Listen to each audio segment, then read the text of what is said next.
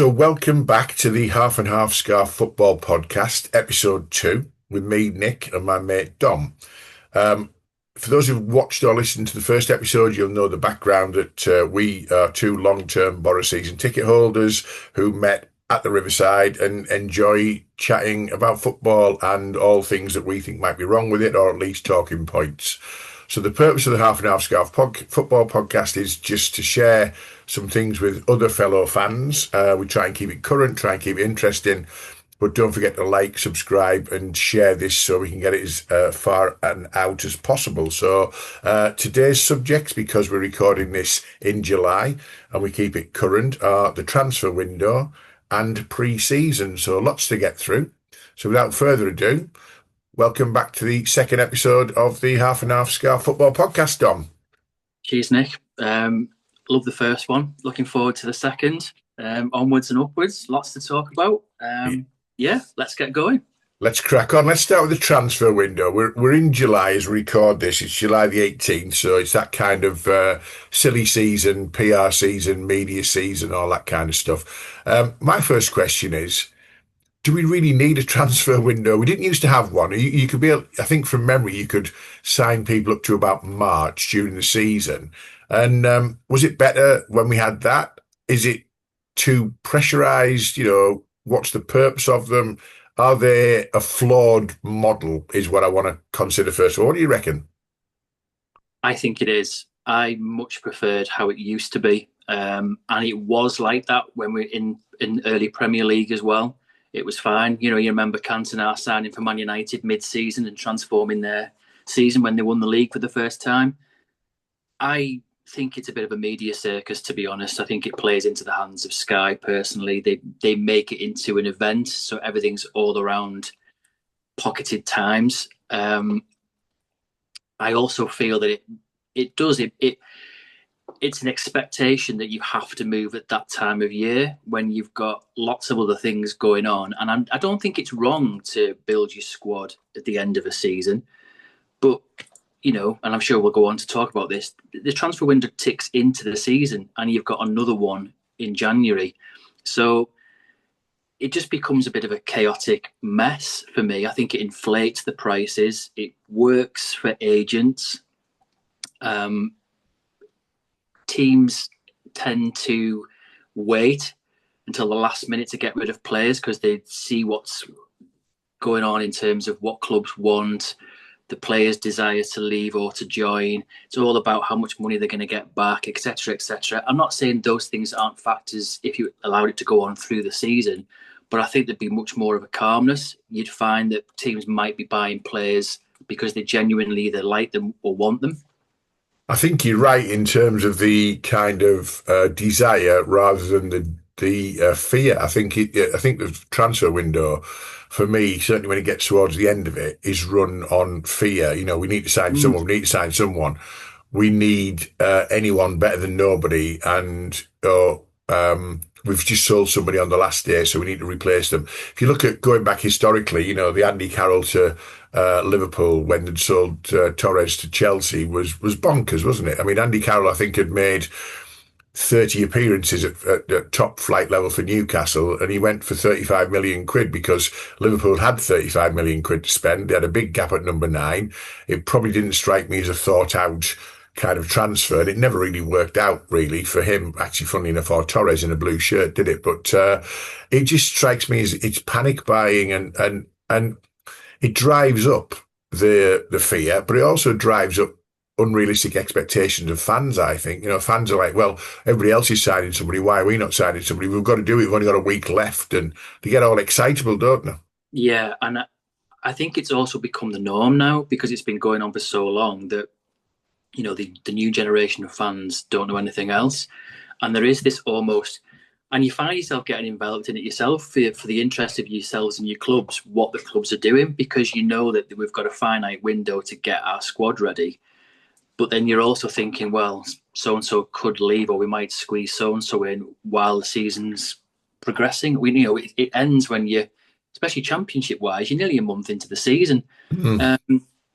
And I just feel that maybe if it went back to the old ways of doing things, maybe the contracts will be tailored different, because I think a lot of this pressure comes from the fact that contracts now end 1st of June or end of June, because it's geared towards the transfer market. So all these contracts end, whereas if it changed back, you wouldn't have that pressure. Everyone's contract ending at the same time.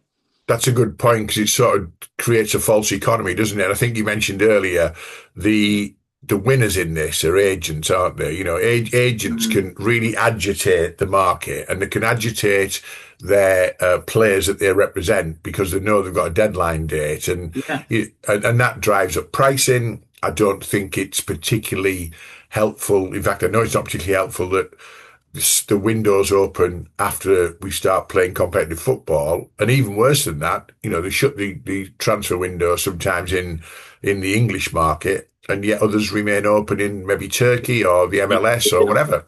yeah, and that's not great. I think there's they did it a few seasons ago in the Premier League, didn't they? So they actually, due to was it fan pressure or just to try it, that they closed the window before the season started. I can't remember. It was only a few years ago, and they went back to it. They did. They didn't like it.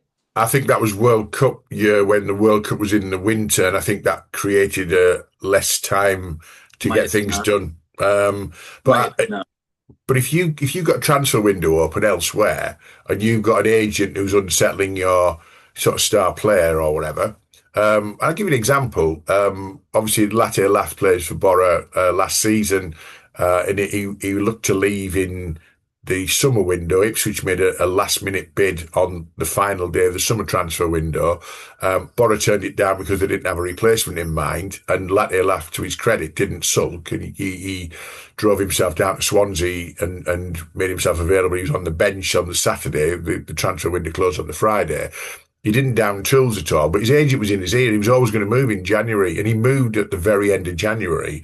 And Borough had a panic buy loan deal with bloody Kelechi and Acho, which was an absolute disaster. But it didn't strike me as a plan. It struck me as a panic buy, and it was all driven by a deadline date. Yeah, And the whole yeah. thing, I don't know, for me, the whole thing is just a false maelstrom of bloody noise and agents and PR and marketing and Jim White's bloody yellow tie, you know what I mean?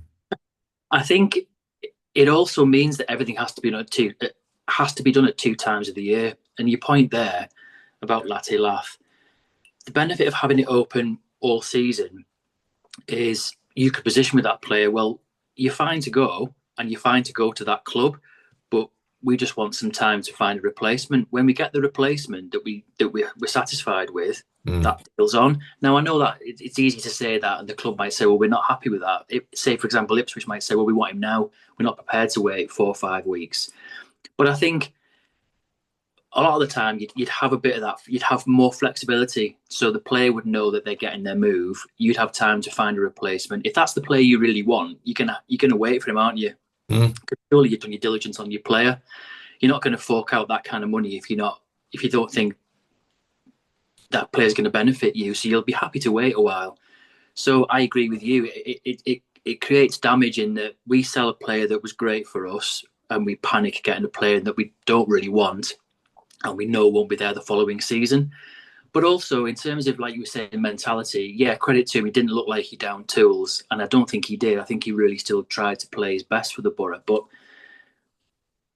personally, I think that's got to be in your head. It's got to be in your head, mm, and I. It's hard to say. Well, has it definitely not affected him?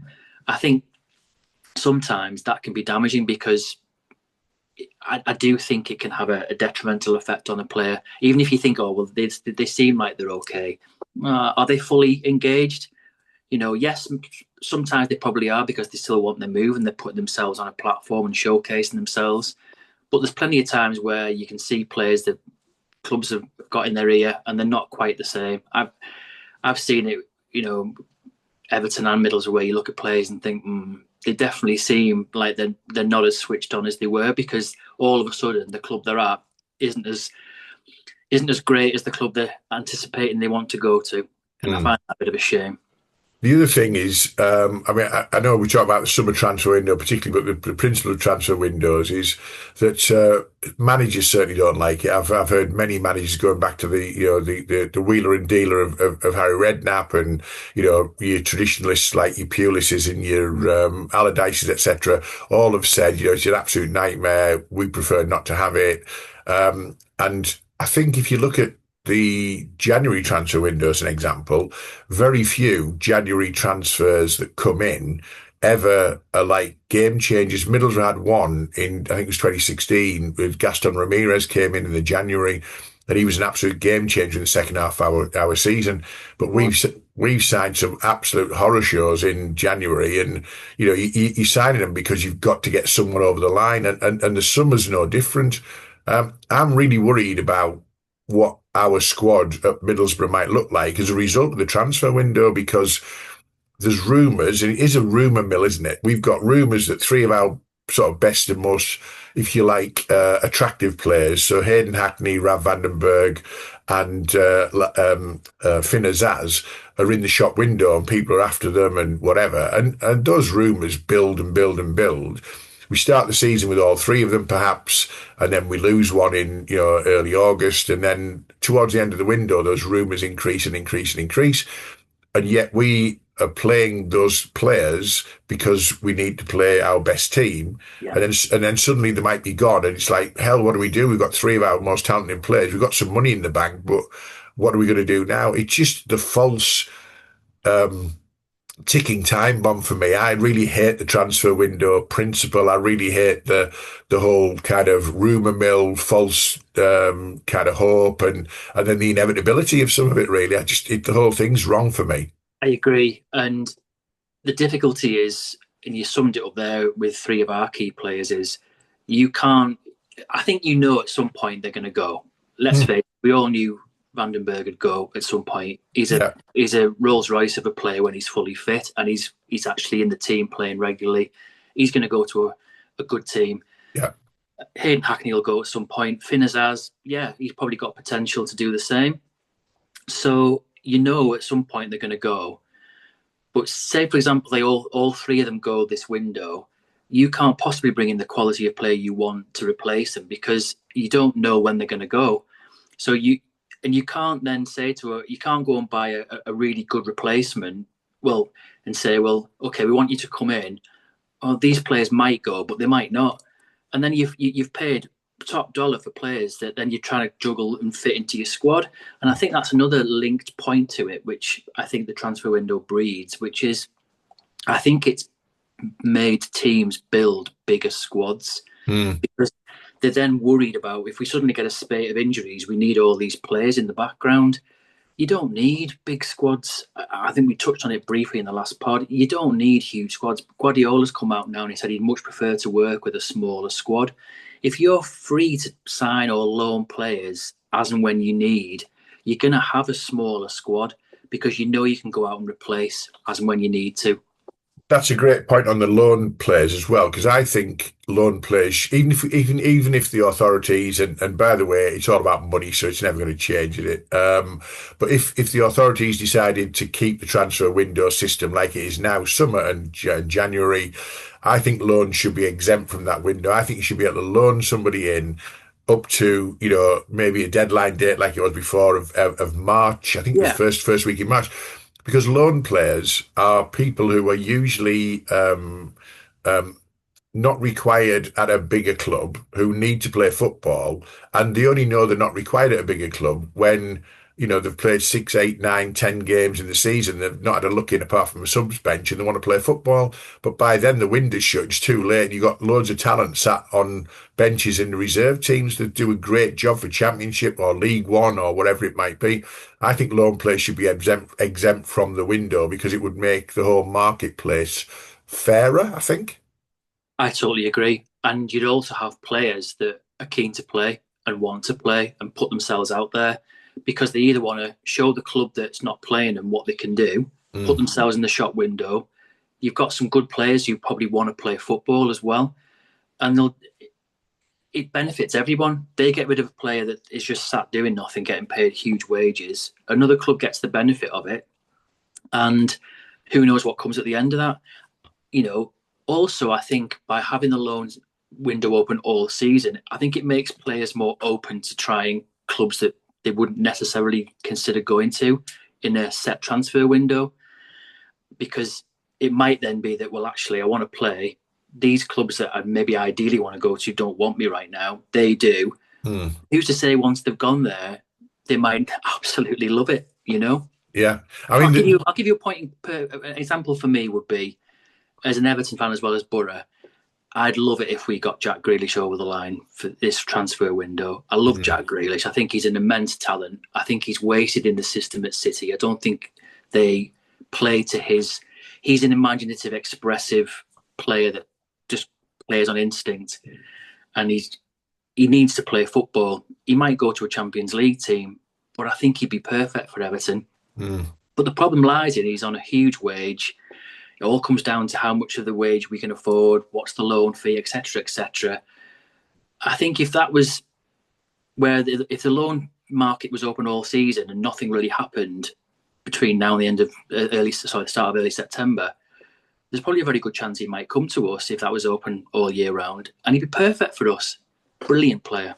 well, the reality is, I mean, it's obviously clear Jack Grealish is surplus requirements at Man City, but let's say it wasn't clear that he was surplus requirements, and let's say that he was in the squad and he was in the first team squad, but they played 5 or 6 games and he wasn't getting a game. He might then decide, I stayed to fight for my place. But actually, despite all that, I'm not going to get a game in the first half of the season. By the way, it's a World Cup year next year. I Yeah, want to be playing football every week. And I wouldn't consider signing for Everton with all due respect, but I would certainly consider playing football for Everton week in, week out. And Middlesbrough, the last one I want to mention, particularly on individuals, we're currently linked with a young lad from Chelsea, to buy him. But the rumour is that he wants to stay and fight for his place.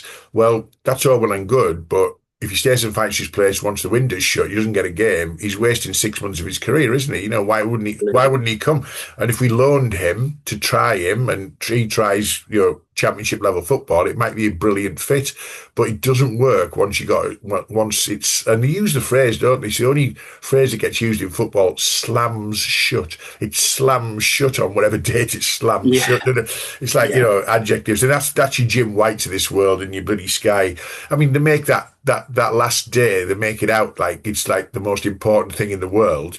They've got reporters outside every ground, and they're reporting, 3 transfers on the last day, and they make it out like it's some kind of jamboree. Don't It's usually pretty uninspiring, isn't it, from my experience? It is. It's very rare you get some really interesting ones through on the last day or in January as a whole. So Mm, I just think you'd have less hoo-ha about it, less fuss.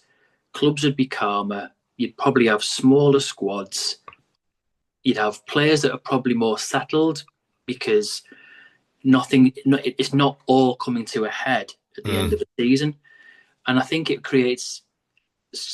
simplifies it for the clubs as well. So, for example, at Everton this year, I think there's 10 players left out of contract, 10 mm, players. And we've got to replace quite a lot of them. We've got quite a small squad. mm. So we are reliant on numbers coming in the door. Well, I'd be less concerned if I knew that we could keep on signing players going into the season. But to your point, if your first or second choices haven't come in the door by the end of August, you kind of like, okay, we do need some numbers just in case we get some injuries. Mm. And then it's look at the draw. You might get an absolute gem. You might get some howlers. Yeah, I you hate will. word, but it happens to every club. You just get some players that just don't fit. So, I've seen football fans who go regularly. They know the players that are going to do well, and sometimes players need a bit of love and nurturing. But players you've bought on quick reactions of, oh, we just need to fill a place, generally never really works, and they don't really play. You might as well put faith in your youth system and give them a chance. And I Yeah. think that needs more. That needs more nurture, and they need these players to play as well.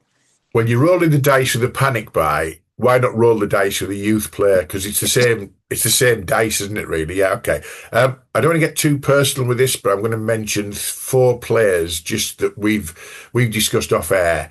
Rashford, Garnacho, and Bueno and Gyökeres. Okay, my thing about Rashford is he is all over the press. He wants to move to Barcelona. He's on three, four, 500 grand a week, wherever he's on stupid money at Man United. And because it's a transfer window, he's got the arrogance to sit there and think, Barcelona will come in for me, and they might not come in for him first week in August, but like you say, if it gets to be a panic buy at the end of the August window, and Barcelona need somebody in his position, he might just get his move to Barcelona. Is that deserved? I bloody don't think it is. No, and I sent you in the week that comment from Teddy Sheringham, which I really liked. I like, Teddy Sheringham was for me a proper footballer, and he described him when he was speaking to Sky, I think it was, that he really worked to get that move to Man United. He worked all his career to get it. Mm. And I know Man United were a different beast then. They were a really high-rolling team. But when he was there, he was absolutely brilliant. And when he left to go back and went and play for Spurs, he was still brilliant. He gave 110% to every club he played for. Yeah. And he's absolutely right. What has Marcus Rashford done to deserve a bigger move? He's disrespecting, for me, Man United. Mm. They're not the same team. Let's face it, they're not. They're in turmoil. They're a mess all over the place, behind the scenes in their team. But you want players to stand up, and he's a Manchester lad. He supports the club. Mm. And he, for me, is the way he goes about his football is appalling. And I think he's a really bad example to young people. I'm talking about his football. I don't know him personally. I don't know what he does outside of that. I know he's done those things for underprivileged kids in the school dinners. Great stuff. But I'm talking, this is your career. This is what you paid for. And I don't think he's setting a very good example for himself and those who go after him. But I also think because there's a transfer window, he's happy to down tools, hold on, and know full well he'll get something significant at the end of the window, because Man United don't want him sitting on the bench. I'll take Garnacho as another example. He's literally Poundland Ronaldo, isn't he? That guy. He's like, he strikes me as trouble all over the place. He's a young lad. He's not putting the effort in, and he sat there with the arrogance, thinking, "Well, it's a transfer window. Someone will have me, and I'll go and get paid a fortune." If there wasn't a transfer window, Man United might just let him rot on the benches, really. But because there's a transfer window, there's a desperation to get him off the books, and there's a desperation for him to move somewhere, and he will get a move of significance. I think he will. For me, there's a few things there. I thought it was telling that when Amorim came in, I think he had the measure of Rashford quite quickly. I think that's really quite telling of body language and how you nurture and include players into your squad, that he wasn't particularly interested in Marcus Rashford. I think that tells you everything about a player's commitment to the project, to the cause, to the team. You shouldn't take exception to any manager that comes in. You don't know what's gone on. We're all, none of us are mind readers, but he clearly hasn't engaged and got on with it. In terms of Garnacho, it's an odd one, that, because the kid's got talent. I think there's a player in there. I mean, when he played Everton 2 seasons ago and he scored that worldie of an overhead kick, just beautiful. And we were right behind it, and we knew as soon as it hit his foot, it was going in. But apart from that moment of genius, he wasn't involved in the game after that. But since then, I've actually seen him in quite a few games where he is involved. He is a really good player in terms of the press and going forward. And I think with the right nurture, I think he could be an excellent player. Not quite sure what's gone on with him at United. I know he was really furious about not coming on in the Europa League final. I kind of get that, to be honest, because that was one of the worst finals I've seen in a long time. It was almost one of those where you watch it and think, God, someone's winning a trophy at the end of this. Yeah. And I kind of see why he's furious, but for me, in the world of social media, posting yourself in a Marcus Rashford Aston Villa shirt and things like that, it's just disrespectful, I think. It really is. But the reality is he can do it knowing there's a move going to be imminent if he hangs on, because the transfer window, very briefly, because I want to get onto the pre-season stuff. Gyökeres apparently is down tools at Porto and said he's not coming back to pre-season, and he knows full well he can itch for a move and force a move through. And again, driven by the economics and the timescale of a transfer window, there's more certainty of that happening. And then Bueno, I'm just thinking, I'm not, this isn't about picking on Man United, but I don't know about you. I'm sick of hearing about, Brian and Bueno going to Man United. They've been talking about that since about 1964 by the sound of it. It feels like every day, just buy him or don't buy him. But for God's sake, get it done Get or it done. stop talking about him. Yeah, and it's again, it's the media seem to talk about the same clubs all the time, and I like Bueno. I think he's a proper player, really I good do. player. In credit to him, he hasn't gone about and made a lot of fuss or try to orchestrate a move or he's getting awkward. I think he's the kind of player that will quite happily turn up for Brentford at the start of the season and do what he's been doing all the way along. I Yeah. agree with you. For Man United, it's like, are you really quibbling over 5 million quid? If you want him that much and you're willing to pay 65, 70, just pay the money and get him in the door and get Hmm. on with it. Yeah. I mean, I'm not quite sure why. At this moment in time, I'm not quite sure why anyone would want to go to Manchester United. For me, as a proper player, I'd want to know that there's a plan in place, what the structure is, the players who are going to be playing around me, how Hmm. it's going to improve, because it can go massively wrong very quickly. The Jokeres thing, any player that downs tools, I think that's an absolute disgrace. He put himself in the shop window at Coventry. He chose to go to Sporting. He's had a great time there. He's only getting that move because yes, he deserves it because he's done what he needs to do. But you respect your employer. Hmm. They're paying your wage. They've allowed you to win trophies and elevate you to a point where you're getting that move. Just go to training, be with your colleagues, Yeah. be humble, as Harlan would say. But it's a fair point. Just get over yourself. Hmm. You know, these sometimes I think football, and I know it might not be everything you're hearing, it might get twisted in the media, but just go about your job because all of us normal people in our normal jobs, we have to do the same, and so we should. You have to respect that and get on with it. Yeah. Should be Okay. never down tools. Have some respect for the club that's paying your wages, and you'll get your move. He knows you'll get his move. Just Yeah. be patient. Yeah, I mentioned Porter. It was obviously Sporting, wasn't it? sporting. My, Yeah, my, my error. But okay, well, that brings on to pre-season, the second part of what we want to talk about in this particular episode, because Gyökeres is deciding not to go to pre-season. And you mentioned that Brian Bueno is the kind of player who will go to pre-season at Brentford and just crack on with it. I think he does strike me as that kind of guy. But let's just talk about pre-season in general, okay? Do you like pre-season? Do you like seeing what's going on? Pre-season friendlies? Do they tell us anything? Tell us about your pre-season thoughts, Dom. What do you reckon? um, I'm not a huge fan, to be honest. I know we raised before we came on air on this. It's like what's your favourite pre-season memory? Honestly, hand on heart, I don't have any because I'm not a massive pre-season fan. But when I asked you that question, I thought to myself, well, I don't think I've got an answer that I've got a favorite I haven't pre-season. got one. I haven't got one. I go to the odd game. I've gone to testimonials over the years when you know you're going to see some old players, and you know it's just going to be a knockabout. But it's great to see some old players. For Hmm. example, the third test event at Everton's new stadium is going to be a full sellout against Roma. So that's not a proper game, but it feels more than a pre-season because it's going to be our first game where the stadium's full, Yeah. and that's going to be a good game, playing a good team. And then afterwards, there's they're playing like the old players of Roma and Everton afterwards, so you get like a double header. Oh But well. that's different because it's first game in a new ground, 52,000 people on a Saturday afternoon. Hopefully the sun will be shining. It'll feel more than a pre-season game. You don't normally get 52,000 at a pre-season, but you and I are going to Rangers at Yeah, Ibrox a week on Saturday. yeah. Middlesbrough have taken 8,000 away fans for a pre-season, including us and a couple of friends of ours. The question I've got is, why are we going? I guess I know where I'm going because I've not been to Ibrox, but what would possess 8,000 Borough fans to go on a train or drive up to Glasgow on a Saturday to go to watch a pre-season game against Rangers?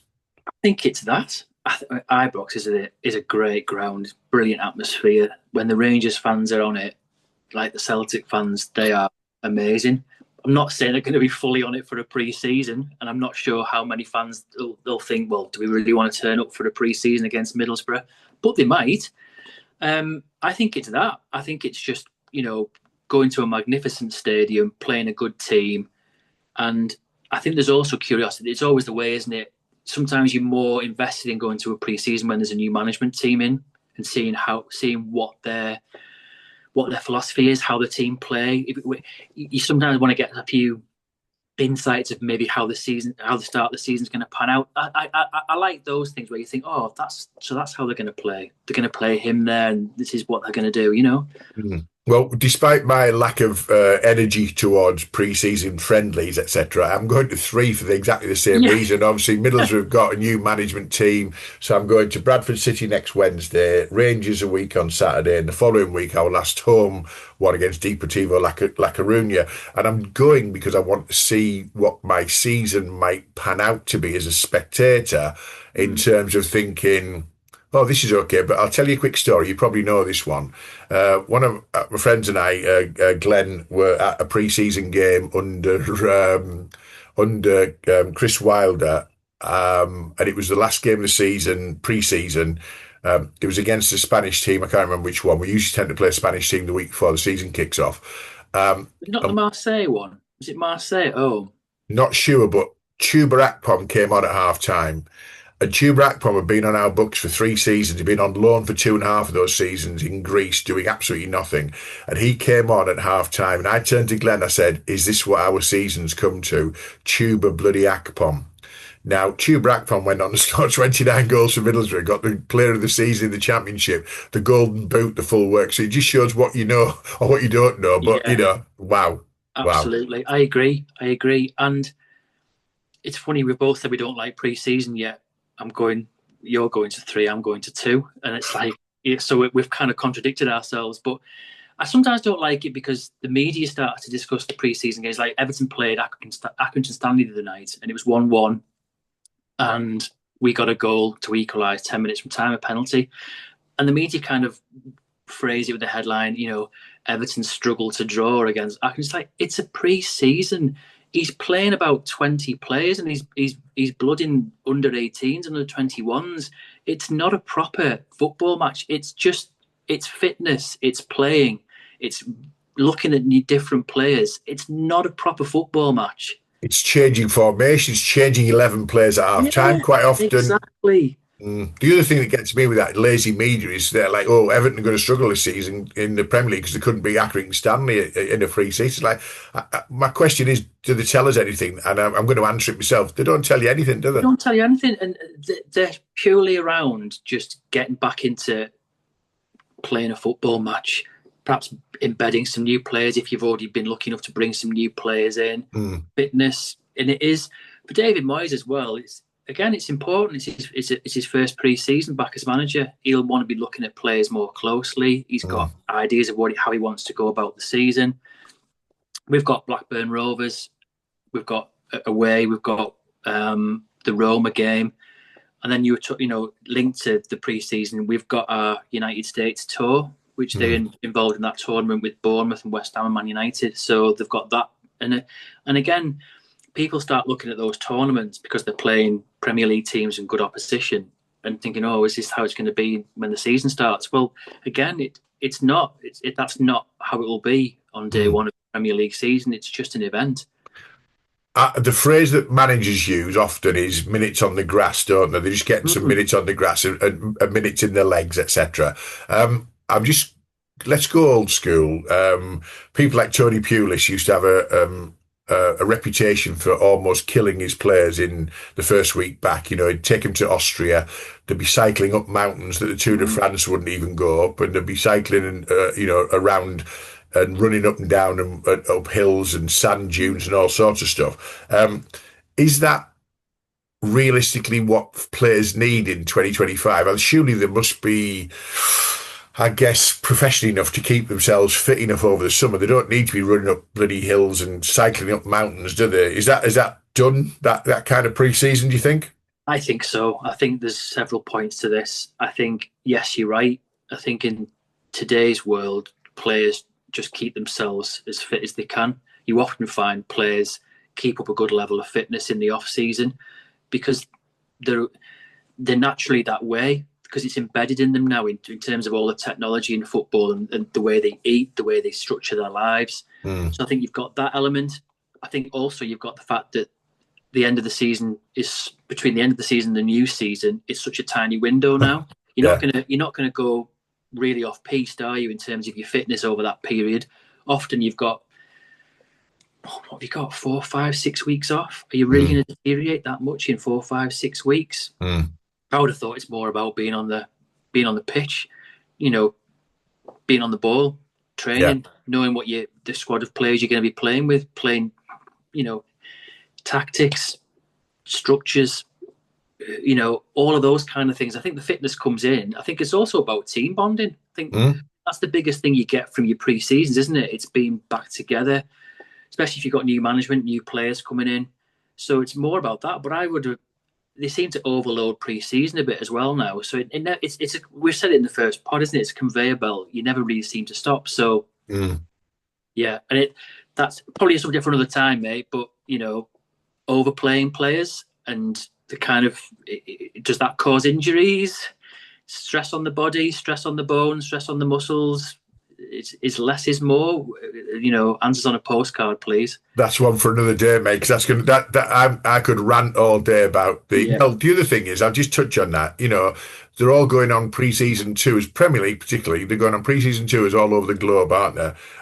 Having had 4 weeks off if they're lucky, 5 weeks off, and then they come straight into Premier League. They've got some of the ones who are playing Champions League or European football. Have got very little respite, and the championship's relentless as well. But then they complain about burnout.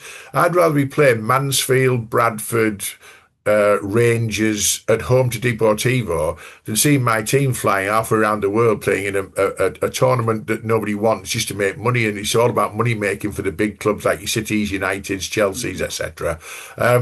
They'll be knackered by the season start, won't they? Because the travelling takes out of them, doesn't it? I would agree. It would be interesting to see from a footballer's perspective whether you also get mental burnout in terms of just enjoying the game. Mm. I mean, they play week in, week out. They obviously must love it. I would say most of them love it. There might well be some footballers out there who don't particularly love it, who are just in it because it's a business and it's a job. Ben White famously doesn't like football. He doesn't watch football. He doesn't watch any Really. sort of highlights and so. Ben White is a professional footballer who happens to just play football really well. Yeah. And he just thinks, right, but he doesn't watch football. He doesn't participate in anything outside of football related. Doesn't even watch highlight programs and stuff. He's just a guy who just happens to be quite talented to make a living at it, So, and if he goes about it the right way, that's absolutely fine. There's nothing wrong with that. Yeah. But I would say probably most of the players who play because they got into it because they love it. Yeah. Particularly the ones who have the flair players, and so I often wonder the amount of games they're playing. Can that mentally put a strain? Can there be something in football where you're bored? Can you be bored of playing all the time, week in, week out? I don't know. As a fan, you'd hate to see that because we'd all kill for it, wouldn't we? We would, and I think most footballers know they're in a very privileged position. Yeah, but and maybe they don't. Maybe most of them are excited playing day in, day out. Every few days, the buzz of it. But I think mentally it must be hard to keep on that all the time, to keep at that level all the time. Yeah, I agree. Knowing you've got to keep reproducing that every time. I know us lot outside probably think, it's very easy to be motivated like that, but you probably put quite a lot of pressure on yourself. So I'm a big believer that less is more. I quite enjoy the off season of not actually, because it makes me look forward to the start of it all again so much more. Yeah, I love the start of the season. I don't necessarily need to watch it in between, unless of course your transfer window rumours are that you're losing all your players and you won't have a squad by the end of and then August. You are interested because you're on the news all the time. And I have been doing a lot of that this season because I've been thinking I'm really interested who Middlesbrough bring in the door. I'm really interested who Everton bring in the door. I want to see some exciting players. Every fan of any team wants to see that one amazing signing. For me, I've got to put it out there. If we got Jack Grealish over the line on a loan for the season, I'd be a very happy man. I think he would just transform our midfield. I think he'd shine at Everton. So it's things like that that keep me interested. I'm always thinking, oh, could it happen? Is there a nugget there? Is there something I can kind of latch onto and cling to for a month where it might happen? Yeah, good Probably stuff. won't, mate. Probably won't. Last observation on pre-season. It's probably a statement rather than a question, but are pre-season predictions just bollocks? Because I'm sick of seeing people Yeah. just, who's going to win the league, who's going to go down, who's going to get in the top six in the championship, who's getting automatic promotion. Um, I saw a guy the other day predicting scores for the first weekend's fixtures in the championship. Nobody knows who's bloody signed from yet. I Yeah. mean, I hate predictions because they're just bollocks, aren't they? It's pointless. It's what's the point? The whole fun of it is turning up on the day and thinking about it on the day. What's your gut on the day? You Yeah. always want your team to win, but I agree with you. On the day, you can see the lineups, you can see the strength of the players in your opposition, and you can kind of think, "Oh God, this is what I think today." But prior to that, it's all just nonsense. And going for all this, these teams are going to be relegated. These are going to be your top four. Just roll with it. That's the enjoyment. I mean, who thought Spurs would finish just outside the relegation zone last year? No one. Well, Things like that. Arsenal fans probably did, but one one Yeah. one last thing, on that kind of the whole predictions thing, right? We look forward, don't we, to the first game of the season, Mm. and that's what you talk about, the transfer window, talk about sort of pre-season, etc. The sun's usually shining, second week in August or first week in August in this case of Middlesbrough, and it's that predictions thing. So we played Leicester the year that Leicester got promoted, 2014-15, I think it was, at home. Leicester were always fancied to be, successful in that particular season. We went into the game full of enthusiasm and hope because you do. It's the first game of the season, sun shining, almost a sellout crowd, great atmosphere. We were 1-0 up at half time. Marvin Emnes missed a sitter for 2-0 just before half time. And at half time, we sat there going, hey, it's our year. After 45 minutes of a 46 game season, it's our year. We got beat 2-1 on the train back. Me and my son Rob were going, oh, relegation battle. That's how stupid football is when it comes to predictions are all based on your heart, aren't they? Well, football's all based on your heart, your emotions of every single game.